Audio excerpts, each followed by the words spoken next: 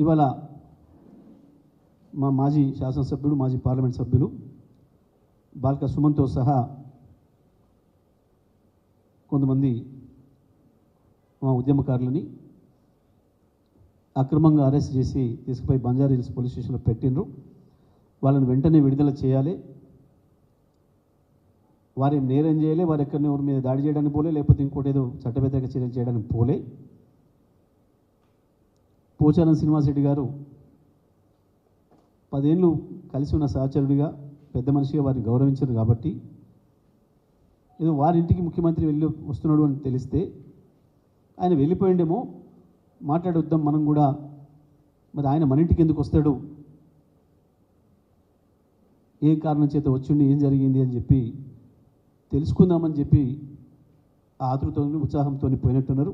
అది మన ఇల్లు అనే భావనతోని, మన నాయకుడు అనే భావనతోని. కానీ అప్పటికి ముఖ్యమంత్రి లోపల ఉన్నాడని చెప్పేసి పోలీసులు అడ్డుకున్నారట. ముఖ్యమంత్రిని ఏందో చేస్తానికి ఏం పోరు, ఎవరు కూడా చేయరు. మేము వెంటనే సుమన్తో సహా అరెస్ట్ చేసి పోలీస్ స్టేషన్లో వచ్చిన మా వాళ్ళందరూ కూడా విడుదల చేయాలని చెప్పి నేను డిమాండ్ చేస్తూ ఉన్నా. ఎటువంటి కేసు లేకుండా విడుదల చేయాలి. ఎందుకంటే ఆ నిమిషం వరకు అది మా ఇల్లని, మా నాయకుడని, మా సహచర పెద్దలని తెలుసుకోవడానికి పోయినరు, మాట్లాడడానికి పోయిరు మంచి చెడ్డ. కాబట్టి వెంటనే విడుదల చేయాలని చెప్పి నేను డిమాండ్ చేస్తా ఉన్నా.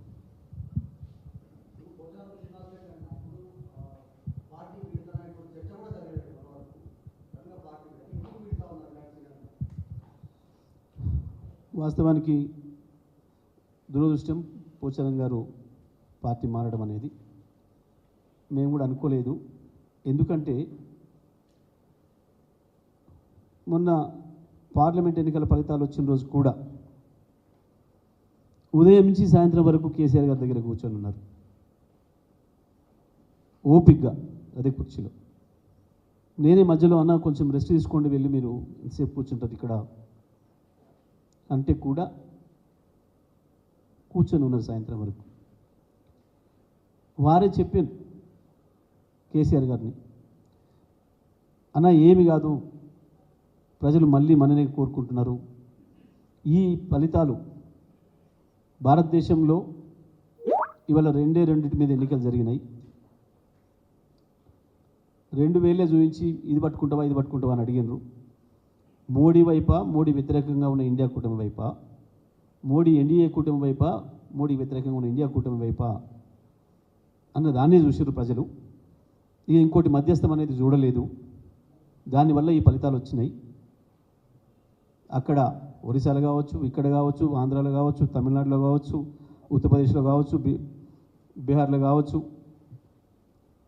పంజాబ్లో కావచ్చు, తటస్థంగా ఉందామనుకున్న పార్టీలను ఈసారి ప్రజలు తీసుకోలేదు. అంత తీవ్రంగా ఈ 2 వాదనల మధ్యన యుద్ధం జరిగింది.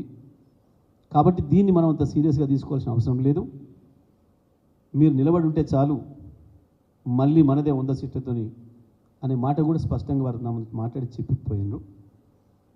కానీ మరి ఏ బలహీనతలో ఏవి వారిని ఆకర్షించినాయో, వారు ఏదైతే చెప్పినరో ఇప్పుడు ఏదో మీడియాలో మాట్లాడినట్టుగా సమాచారం వచ్చింది నాకు. ఏదో వ్యవసాయం గురించి వెళ్ళిపోయినా, రైతుల గురించి పోయినా అని అన్నారు, ఏదో నియోజకవర్గ అభివృద్ధి గురించి పోయినా అన్నారు.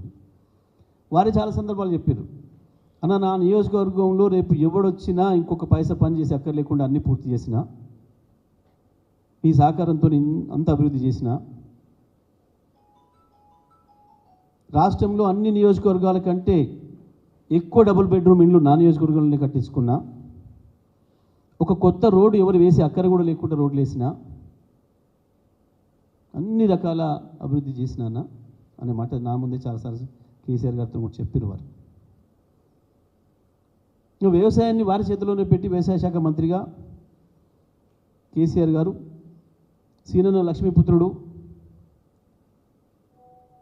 సీనన్న నాయకత్వంలో వ్యవసాయం అద్భుతంగా అభివృద్ధి చెందుతుంది ఒక రైతుగా, అన్ని బాధలు తెలుసు కాబట్టి అనే మాట కూడా చేస్తారు చెప్పి సభాపతిగా కూడా వారికి అవకాశం ఇచ్చారు. వారికి ఇక్కడ గౌరవం తక్కువ చేయలేదు పార్టీ.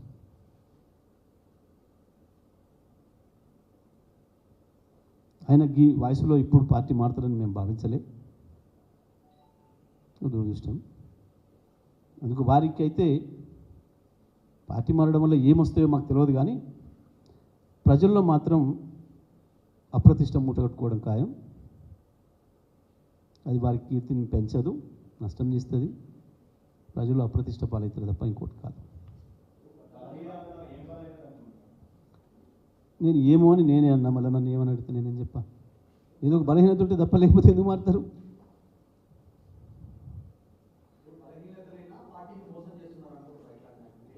నేను మోసం గీసామని అన్నాను, కానీ ఏదో బలహీనతలే మనుషుల్ని తీసుకుపోతాయి. అధికారం వైపు తీసుకుపోయేది బలహీనత లేకపోతే ఏముంటాయి? కొట్లాడటానికి వస్తే ఆదర్శాలు ఉంటాయి. కొట్లాట వైపు తీసుకుపోయేది ఆదర్శాలు, అధికారం వైపు తీసుకుపోయేది ఆకర్షణలు, బలహీనతలు. ఇది ప్రపంచం అంతటి ఉంది, దేశం అంతటి ఉంది. ఇలా కొత్తగా నీకు నాకే కాదు.